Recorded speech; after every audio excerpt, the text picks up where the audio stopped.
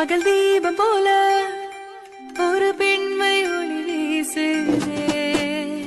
பொது வாழ்க்கை எங்கும் பல சட்டங்களோடு ஒரு பெண்மை போராடுதே. மழை என்றால் குடை கொண்டு அவள் ஓடுவாள். புயல் வந்தே அழைத்தாலும் இவள் பேசுவாள்.